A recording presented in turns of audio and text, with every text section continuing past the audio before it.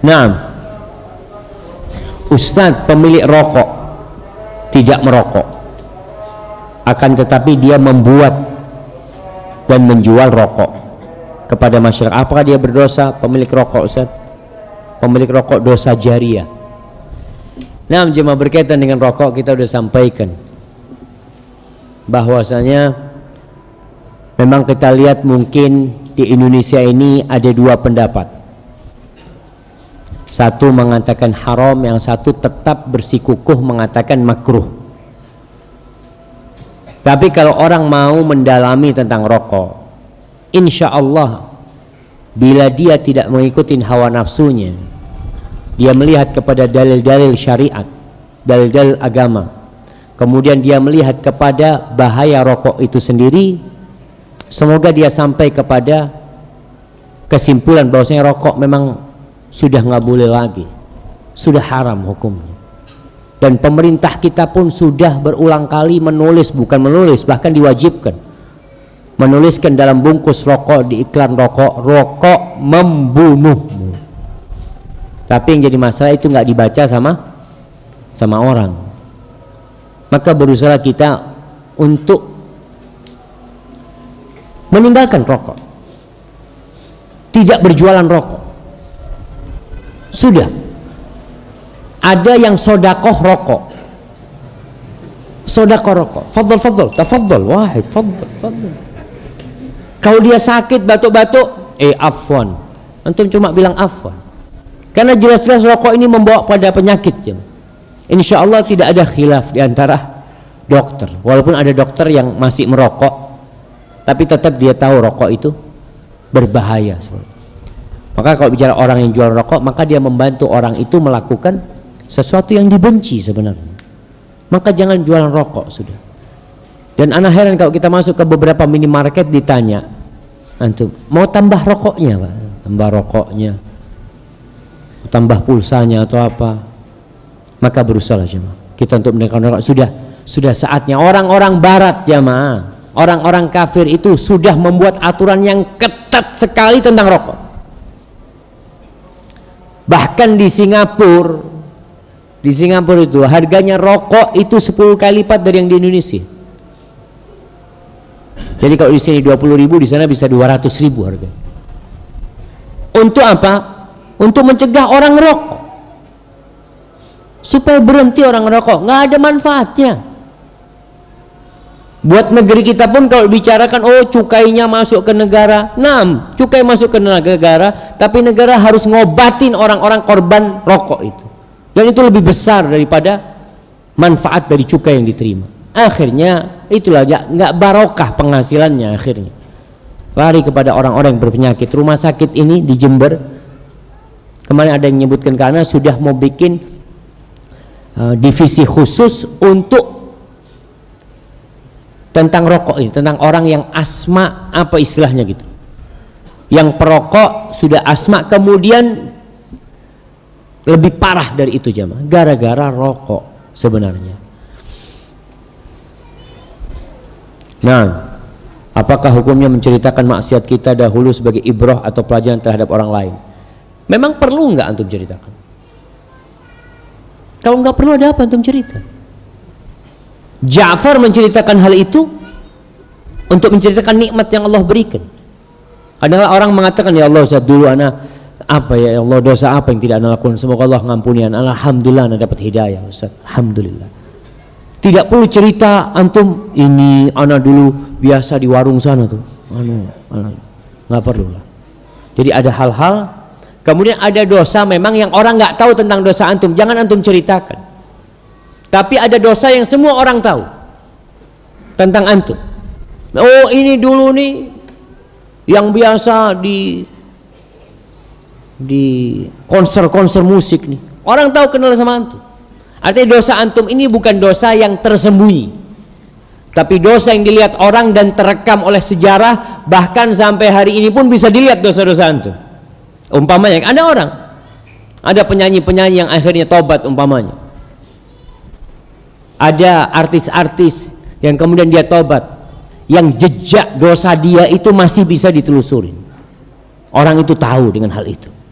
Maka tidak perlu dia menceritakan ini macam-macam. Ya dia sang anak dulu ya pelaku riba umpamanya. Ada orang anak dulu pelaku riba, Ustaz. Alhamdulillah Allah kasih hidayah sama anak. Itu insya Allah sesuatu yang memang kalau bicara untuk ibrah mudah-mudahan. Tapi hati-hati jangan sampai ada perasaan bangga. Ustaz, saya mendapatkan beasiswa master di Australia dengan program yang ditawarkan pemerintah di sana. Bagaimana Ustaz, apakah anak boleh teruskan belajar di Australia atau tidak? Dan ada yang mengatakan kita tidak boleh lebih dari 3 hari di negara kafir. Apakah Australia negara kafir, Ustaz? Jazakumullah khair. Ya, Australia negara kafir lah. Kemudian berkaitan dengan belajar, jemaah. Para ulama mengatakan bolehkah kita belajar di negeri kafir? Boleh dengan catatan. Pertama, ilmu yang akan dia pelajari tidak ada di negeri Islam. Artinya ilmu yang hendak dia kaji nggak ada di sini, Ustaz. Ini baru ada di Australia. Yang kedua, ilmu itu diperlukan oleh umat. Sehingga berangkatnya antum ke sana memang untuk memberikan manfaat buat umat, bukan untuk pribadi antum. Nanti anak berangkat ke sana, ilmu itu anak akan bawa, Ustaz, sehingga nggak perlu lagi orang nanti berangkat ke Australia. Sudah belajar di Jember aja nanti. Karena ilmunya sudah anak bawa ke sini. Kemudian yang ketiga, dia memiliki modal keimanan yang kuat dan ilmu yang cukup, sehingga dia tidak terpengaruh dengan kondisi di sana. Wallahi jamaah, ya anak nggak pernah ke Australia dan anak nggak kepingin ke Australia. Berulang kali anak diminta datang ke Australia, aduh jazakallah khair lah, anak di Indonesia udah cukup. Di situ antum tidak, kamu kan memandang kepada kelebihannya, itu seharusnya dilanjutkan memandang kelebihannya. Begitu pula seorang suami. Perempuan itu banyak kekurangan jamaah, bahkan diciptakan dari tulang rusuk yang bengkok. Jadi tugas seorang suami adalah menerima wanita apa adanya sambil memperbaiki dia. Istri pun seperti itu, terima suaminya apa adanya, sehingga kehidupan rumah tangga akan diridhai Allah Subhanahu wa taala. Kalau jadi sombong, akhirnya ya nanti dia akan mendapatkan azab yang pedih pada hari kiamat. Ustadz, saya memiliki kakak kandung yang menderita tunarungu atau bisu tuli. Kakak saya ini memiliki 2 anak yang masih kecil-kecil. Selama ini suaminya bermaksiat dan berselingkuh dengan perempuan lain, hingga akhirnya terjerat kasus dan dipenjara. Orang tua saya masih membela kakak ipar, padahal sudah tahu dia salah karena takut kakak saya jadi janda. Bagaimana cara saya mengingatkan orang tua saya tanpa menyakiti perasaan mereka? Saya ingin menjaga adab dengan orang tua. Wallahi jamaah, memang banyak di antara kita yang masih lemah keimanannya. Istri bergantung sama suaminya, seakan-akan yang memberikan rizki kepada dia adalah suaminya. Dia berpikir apabila terjadi perceraian, dari mana dia akan hidup? Padahal sejatinya perempuan tidak pernah makan rizki suami. Perempuan itu makan rizki dia sendiri. Anak itu nggak makan rizki bapaknya. Allah mengatakan nahnu narzuquhum wa iyyakum. Kata Allah, kami yang mengasih rizki kepada anak-anak kalian dan kepada kalian juga. Maka bagi para wanita, ketika mendapat suaminya nggak sholat, suaminya melakukan kemaksiatan, berzina, macam-macam, kemudian yang jadi pikiran dia takut menjadi janda, seharusnya dia takut Allah murka kepada dirinya. Maka sekarang bagaimana memberikan nasihat kepada orang tua? Yang pertama, bicaralah tentang keimanan kepada orang tua. Bicaralah tentang kebesaran Allah. Antum ceritakan bagaimana kebesaran Allah Subhanahu wa taala. Allah berikan kepada Nabi Musa alaihissalam. Allah berikan kepada para nabi. Allah berikan kepada orang-orang soleh ketika mereka berada dalam posisi yang sulit. Allah yang akan menyelesaikan urusan dia. Bacakan sama orang tua, nggak usah bicara tentang hal-hal itu, tentang ya kalau bisa cerai enggak lah. Baca surat At-Tolaq.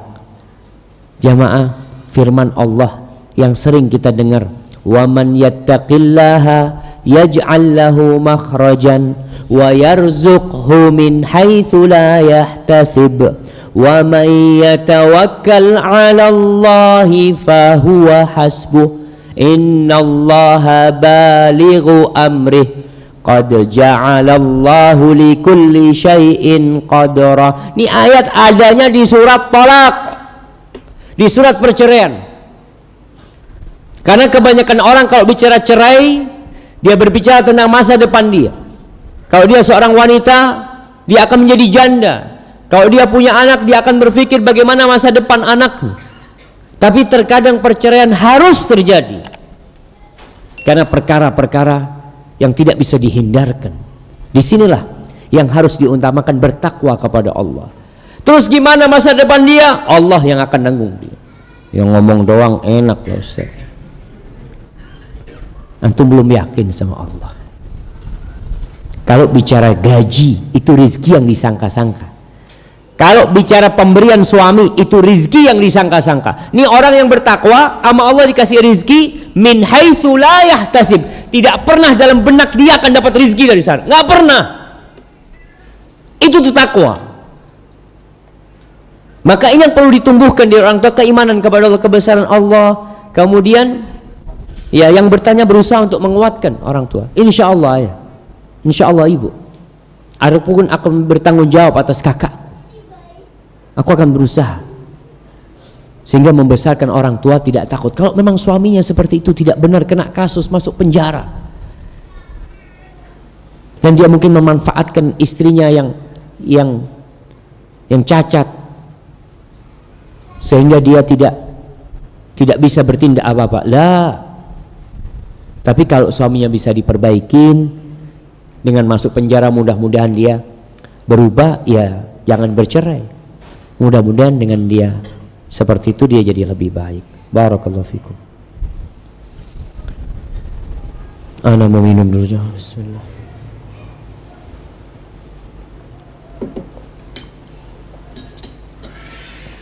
Assalamualaikum. Waalaikumsalam. Ustadz, mohon nasihat. Saya bekerja dan ditawari untuk promosi, naik tingkat. Sementara ini belum saya kasih jawaban karena ada kekhawatiran di benak anak, takut malah tidak ada waktu untuk kajian, menuntut ilmu dan kekhusyuan beribadah. Dikarenakan di pekerjaan yang sekarang lebih banyak menghadapi masalah-masalah, tekanan kerja yang lebih berat ketika menempati posisi itu. Di samping waktu untuk keluarga juga berkurang. Atas nasihatnya saya haturkan syukron Ustaz. Subhanallah jamaah. Seakan-akan antum sudah menjawab pertanyaan antum sendiri. Antum akan kehilangan banyak kebahagiaan antum. Mungkin antum hanya akan mendapatkan gaji yang lebih besar. Masya Allah. Ishada syabab. Ada mekanik yang betulin pintu di sana. Artinya kalau bicara kebahagiaan, wallahi jamaah, ada seorang yang cerita sama Ustadz, anak ini setahun garap proyek besar itu 3. Ada tawaran ke-4, ke-5, ke-6, anak tolak karena anak takut nggak mampu. Kalau sudah ngurusin proyek ini itu macam-macam, akhirnya banyak kebahagiaan anak yang hilang, waktu dengan keluarga hilang dengan mereka, kemudian yang ada beban pikiran buat dia. Maka anak rasa antum jangan terima. Antum kalau mau cari penghasilan lainnya, mungkin tambah kerjaan lain yang tidak jadi beban buat antum. Kecuali dipromosikan ada jabatan yang dengan jabatan itu insya Allah anak bisa membela agama Allah di sana. Boleh antum. Jadi antum mengorbankan kebahagiaan antum untuk Allah Jalla Jalaluh. Tapi kalau antum mengorbankan kebahagiaan antum sama keluarga, menuntut ilmu hanya untuk keinginan pribadi, maka kayaknya jangan. Antum minta maaf sama mereka, cukuplah ini sebagai kerjaan antum, dan semoga Allah memberikan yang lebih baik daripada apa yang antum tinggalkan. Karena pertimbangan antum bukan pertimbangan dunia, tapi pertimbangan yang lebih kepada akhirat insyaallah. Assalamualaikum Ustaz. Waalaikumsalam. Saya mau bertanya, yang dimaksud orang memiliki perut buncit termasuk zalim itu bagaimana Ustaz? Ana nggak paham cuman. dimaksud orang memiliki perut buncit termasuk zalim. Apakah orang yang memiliki perut buncit itu zalim, jamaah? Ya belum tentu, jamaah. Tapi memang di antara tanda-tanda kiamat itu nanti banyaknya orang-orang sumna, orang-orang yang gemuk, yang kerja cuma makan, ya seperti itu. Dan kalau bicara orang buncit itu zalim, mungkin dia menzalimi dirinya sendiri ketika dia tidak perhatian dengan kesehatan dirinya. Tubuh kita ini punya hak. Seperti orang umpamanya terus dia makan gaji, daging macam-macam, padahal dia itu punya riwayat darah tinggi, dia nggak peduli, tahu-tahu stroke. Penyakit itu dari mana? Kan dari antum sendiri. Jadi kalau bicara orang perutnya buncit itu, ana nggak tahu kalau dia zalim. Mungkin maksudnya menzalimi diri sendiri karena akhirnya ya malas beribadah, umpamanya jamaah. Barakallahu fikum. Nah, Ustadz, ana bekerja sambil kuliah. Ini terakhir, pertanyaan terakhir. Per bulan dapat gaji di bawah UMR. Katanya udah diganti UMR, jamaah. Jadi UMK. Iya. UMR, upah minimum regional. Mohon nasihat dari antum supaya ana yakin dengan rezeki yang Allah jamin, karena kadang ana merasa kurang. Masya Allah, kalau bicara kurang, jamaah, manusia itu, antum kalau digaji 10 juta, ana yakin antum kurang. Karena Rasulullah SAW mengatakan, lau utiya ibnu Adam wadin min zahab. Andai kata anaknya Adam itu dikasih 1 lembah full isinya emas, apa alhamdulillah cukup sudah. La tamanna lahu thaniya, dia akan berharap dapat 2. Padahal kalau bicara cukup nggak, jamaah? Sebenarnya antum nggak habis dimakan itu, untuk berapa tahun nggak habis, tapi nafsu itu tetap ingin 2. Dikasih 2 ingin 3. Nggak ada yang bisa bikin puas manusia itu kecuali tanah mati. Jadi kalau bicara cukup, kita nggak akan cukup dengan berapapun. Yang perlu kita lakukan bagaimana menjadikan hati kita merasa cukup. Merasa cukup. Bagaimana caranya? Ridha dengan pemberian Allah. Rasul sallallahu alaihi wasallam mengatakan, irba bima qasamallahu lak takun aghnan nas. Ridhalah engkau dengan apa yang Allah berikan kepadamu, engkau akan jadi orang paling kaya sedunia ini. Walaupun gajinya di bawah UMR, tapi dia ridha. Perkara antum enggak, Ustaz, ana pengen usaha lebih banyak, tafadhol. Tapi yang perlu ada pada diri antum perasaan ridha, merasa cukup dengan pemberian Allah Subhanahu wa taala. Seorang perempuan yang suaminya datang kepada dia mengatakan, istriku gajiku hanya 600.000, tolong dicukupkan. Kata istrinya, siap bang. Kira-kira cukup enggak? Cukup. Dia sehari suaminya diajak puasa Daud. Bang, papanya, karena duitnya nggak cukup, kita cukupkan, makan 2 kali, bang. Dia merasa ya udah ini yang aku miliki. Namun jemaah perlu diketahui bahwasanya seorang mukmin itu bukan berarti hidup miskin. Merasa cukup itu bukan berarti dia hidup miskin. Tidak. Silahkan untuk bekerja. Rasul sallallahu alaihi wasallam mengatakan, ihris ala ma yanfa'uk. Bersemangatlah engkau, bersungguh-sungguhlah untuk meraih semua yang bermanfaat buat engkau. Kalau kekayaan bermanfaat, berusaha engkau cari kekayaan. Tapi hati tetap bukan berambisi dunia. Hati tetap ridha. Hari ini alhamdulillah Ustaz, alhamdulillah hari ini cuma dapat 7 juta Ustaz. Alhamdulillah. Biasanya 12 juta. Iya kan? Dia enggak 12, alhamdulillah 12 juta karena 7 juta. Dulu 600.000 bersyukur dia. Tapi karena dia penghasilan sudah besar, akhirnya dia merasa itu kecil. Tapi niatkan lillahi ta'ala. Ambisinya tetap akhirat. Jadi perasaan ridho cukup itu bukan menghalangi antum untuk buka usaha baru. Ada orang mamanya udah kerja, dia masih sore bekerja lagi. Bukan antum ini orang nggak bersyukur. Bukan bersyukur. Anak ingin meraih sesuatu yang bermanfaat. Dan seorang muslim yang kaya raya dan bertakwa kepada Allah, insya Allah akan lebih besar manfaatnya daripada seorang muslim yang miskin yang nggak bisa membantu orang lain. Antum ingin menjadi orang yang kata Nabi SAW, ahabun nas ilallahi anfa'uhum linnas, au khairun nasi anfa'uhum linnas. Orang terbaik, orang yang paling cintai Allah, yang paling bermanfaat buat orang lain. Jadi perasaan cukup itu harus ada. Tapi kalau memang enggak, ini gajinya ya alhamdulillah anak cukup, tapi anak ingin lebih supaya anak bisa berangkat umroh, anak ingin menabung untuk menikah, silahkan. Tapi perasaan ridho dengan pemberian Allah, itu yang membuat antum akan jadi orang kaya. Man kana aminan fi sirbihi, kata Rasul sallallahu alaihi wasallam. Ini sebagai penutup, barang siapa yang merasa aman di tempat tinggalnya, mu'afan fi jasadihi, sehat badannya, indahu qutu yaumihi, dia hari itu punya yang dimakan hari itu, bukan besok. Hari itu dia punya, alhamdulillah anak yang punya makan hari ini, untuk makan malam ada. Besok pagi wallahu a'lam dia punya yang dia makan hari itu. Kata Rasul sallallahu alaihi wasallam, faka'annama hizat lahu dunya bihadzafiriha, seakan-akan dunia ini semuanya ditarik ke rumah dia. Antum masuk ke rumah dia, Allah, dia orang paling bahagia. Antum punya apa? Punya rezeki apa? Alhamdulillah, punya hati yang nerimo. Itu yang membuat dunia dan isinya seakan-akan jadi milik dia. Hadza wallahu a'lam bissawab. Itu yang bisa kita kaji pada kesempatan kali ini. Subhanakallahumma wa bihamdika asyhadu an la ilaha illa anta astaghfiruka wa atubu ilaik. Assalamualaikum warahmatullahi